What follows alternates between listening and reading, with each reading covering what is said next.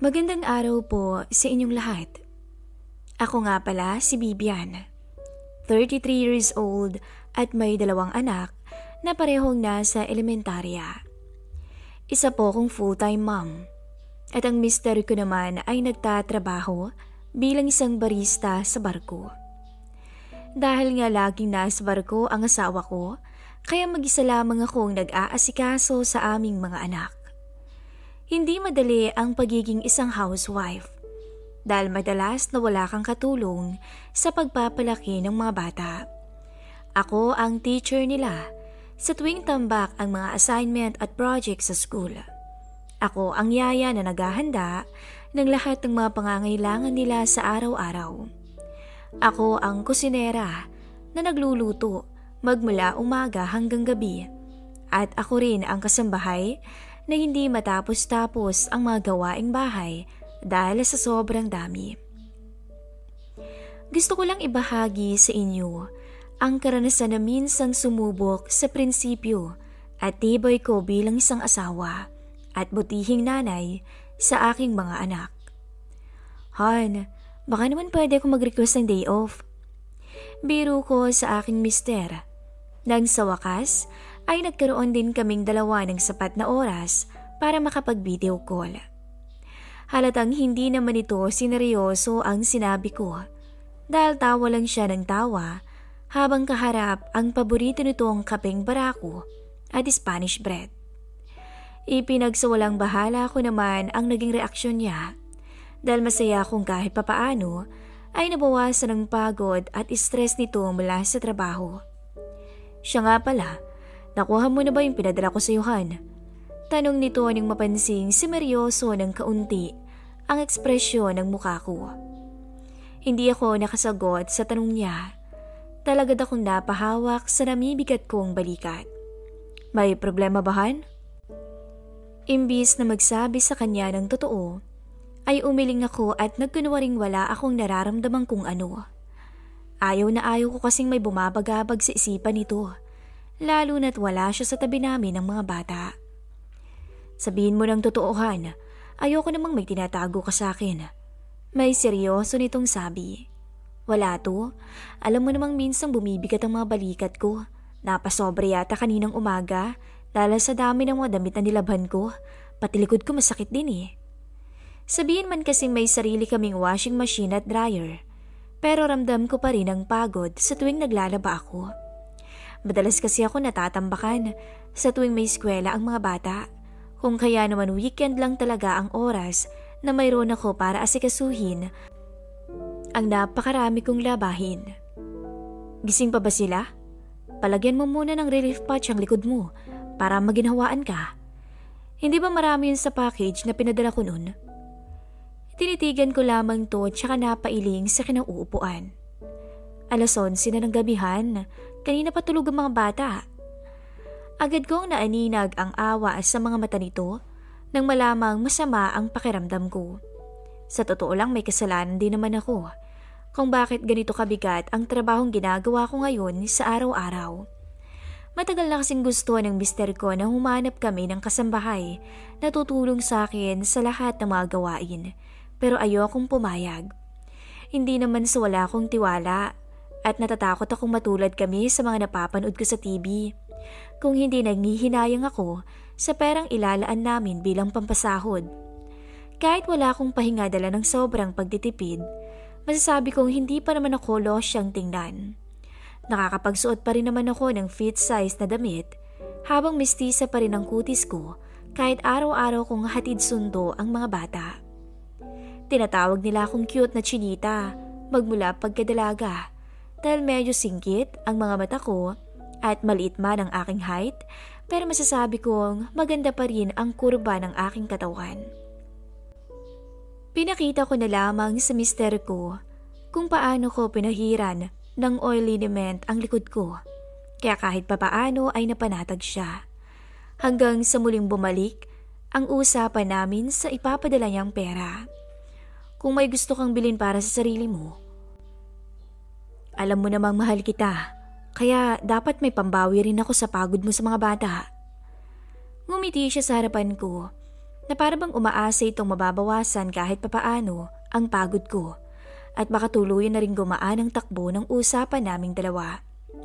Wala tuloy akong nagawa kung hindi ngumiti ng matamis sa harapan nito kahit sabing pahinga lang naman talaga ang gusto kong matanggap ngayon at hindi perang pang shopping. Pwede ba akong bumili ng bagong likod? Magkano ba yun?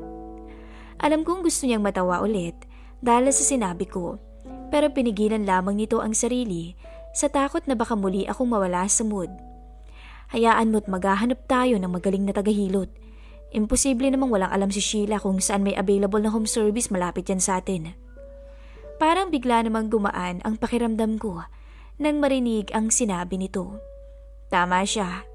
Mahilig kasing magpamassage ang kapatid nito. Sigurado may alam siya sa bagay na yun. Wag na kayahan. Alam mo namang busy sa trabaho si Sheila. Hayaan mo. At may nakita naman akong murang massage parlor malapit sa bayan. Ang totoo, dinadaan-daanan ko lang noon ang massage parlor na sinabi ko sa asawa ko. Pero magmula nang makaramdam ako ng pangangawit at pagod mula sa mga gawaing bahay, ay bigla akong nagkaroon ng interes dito. Kung anong makakapagpasayo-sayuhan, ikaw ang bahala. Akala ko'y doon na magtatapos ang request ko sa aking asawa. Pero nabigla ako sa huli nitong sinabi. Basta babae lang ang masahista na pupunta sa bahay natin, okay? Ayoko ng lalaki. Nang mapadaan ako sa sinasabi kong parlor, pagkatapos maihatid ang mga bata sa school, ay sinadya akong humingi ng contact number para sa kanilang home service. Siyempre, nagawa ko rin tong tanungin kung pwedeng babae lang talaga ang pupunta sa bahay sa susunod na linggo. At mabilis naman silang pumayag. Mabilis na lumipas ang mga araw at dumating na rin ang pinakahihintay kong linggo. Habang abala ang mga anak ko sa mga bagong laruan, ay hinanda ko na rin ang aking sarili at nag-shower na. Dahil na rin iniwan ko ang contact number ko sa parlor, ay maaga nila akong tinawagan para kumpirmahin ang address at landmark malapit sa tinutuluyan namin. Ngunit bago ko pa man maibaba ang tawag, ay bigla akong tinanong ng receptionist. Nagkaroon daw kasi ng emergency ang empleyadong babae na pupunta dapat, habang nakaalis na ang ibang home service personnel at abala na rin ang karamihan sa dami ng mga customer na pumupunta tuwing weekend. Wala na ba talagang iba, ma'am? Tanong ko. Saglit naman tong natahimik sa kabilang linya na para bang may kinukumpirma muna. Sorry ma'am, wala na po talagang ibang available ngayong araw eh. Meron pong isa pero lalaki siya. Kung gusto nyo, i-reschedule na lang natin ang session nyo sa ibang araw. Gustuin ko mang pumayag, pero alam kong magiging busy na naman ako sa susunod na mga araw. Hindi ko na rin yata matitiis na maghintay na naman ng isang linggo. Wala naman sigurong masama kung lalaki, hindi ba? Magpapamassage at bentosa lang naman ako. Sa huli ay pumayag na ako sa pagbabagong nabanggit nito hanggang sa makalipas ang ilang minuto ay dumating na rin sa wakas ang inaasahan kong bisita. Good morning, madam. Binati ko din siya at saglit pang tinitigan ang uniforming suot nito hanggang sa nakumpirma kong galing talaga siya sa parlor kung kaya naman pinatuloy ko na to. Hindi na lang ako nagpahalata na medyo kinakabahan ako nang makita ang puting bathrobe na kasama ng mga essential oils at gamit nito pang bentosa. Bakit nga ba ako kinakabahan? Dahil siguro iba akong makatingin yung bisita pagdating nito ng kwarto. At pakiramdam ko, mas lumala pa yun ang ipinakilala na nito ang kanyang sarili. Ariel ang pangalan niya. 24 years old pa lang. Kaya naman pala binata pa nitong tingnan kahit mas matangkad siya sa akin. Sakto lang ang pangangatawa ni Ariel. At kung tutuusin, ay pareha silang matipuno ng asawa ko nung kinasal kaming dalawa. Maputi lang ang mister ko, habang siya naman ay tamang kayumanggi ang kutis. Maya-maya pa, ay sinabayan ako nitong pwede ko raw gamitin ang bathrobe na dala niya. Pero sinabi ko naman ditong mayroon akong sariling bathrobe. At yun na lang ang gagamitin ko. Habang naglalakad papunta ng banyo, hindi ako nagpahalatang nahalata kong nakasunod ang mga mata niya sa akin. Pagbalik ko, Napansin kong umiwas ng tingin ang binata. Siguro'y sinadya niyang iwasang makita ako ng diretsyo, kaya siya yumuko.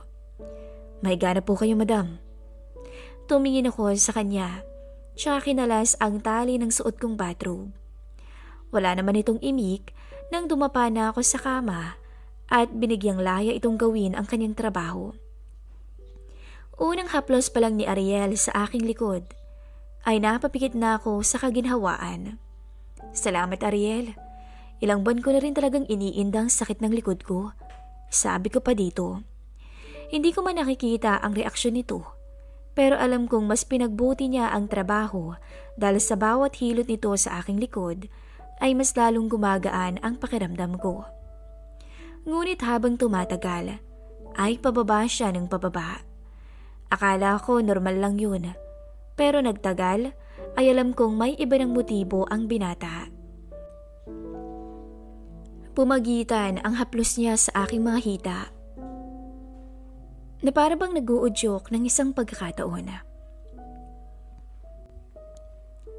Ma'am, tanging sabi niya. Hindi ako sumagot. Mahigpit na lang akong napakapit sa kobre kama at napakagatlabi sa pilyong binata. Nang tuluyang pumailalim ang haplos nito sa aking manipis na short, ay alam kong hindi na yun parte ng trabaho niya.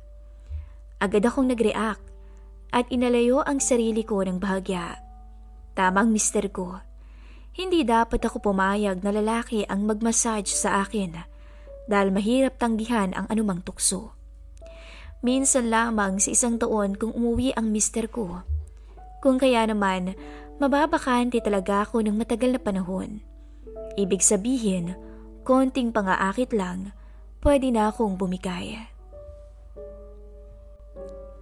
Naging garapal ang binata ng mga sandaling yun. Habang kinakabahan naman akong nag-iisip ng paraan para makaiwas.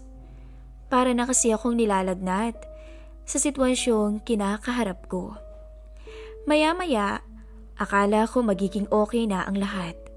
Nang bigla akong tanungin ni Ariel na siyang pumukaw sa aking katinuan.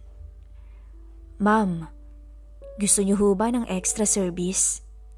Alok nito. Mabilis akong binalot ng pinaghalong kaba, takot at galak. Habang nakatingin ako kay Ariel, akala ko tuluyan na akong madadala sa sitwasyon. Pero hindi yun nangyari. Inamin ko lang sa kanyang totoong muntik na niya akong mapasuko. Pero hindi ibig sabihin nun ay papayag na ako sa inaalok niya sa akin. Sinabi ko sa kanyang maingat ako sa aking sarili at ayokong magkaroon ng kasalanan na pagsisisihan ko rin sa bandang huli. Kahit pasabing isang beses lang, pero oras na magpadala ko ay habang buhay kong dadalin ang pagkakamaling nagawa ko sa aking pamilya. Napatango lamang to sa akin, tsaka nahihiyang humingi ng tawad. Hindi naman ako naging madamot, kung kaya matapos niyang gawin ng maayos ang kanyang trabaho, ay binigyan ko pa ito ng 500 bilang tip. Kinagabihan ay sinabi ko ang totoong nangyari sa aking asawa na muntik na akong madala sa tinatawag nilang extra service. Humingi pa ako ng tawad sa kanya dahil pumayag akong lalaki ang pumunta sa bahay. Imbis na magalit, ay mas naging proud pa ang asawa ko at nangako siya sa akin hindi rin siya magpapatalo sa anumang tukso kahit malayo kaming dalawa sa isa't isa. Hanggang dito na lamang po ang binahagi kong istorya. Maraming salamat sa pakikinig.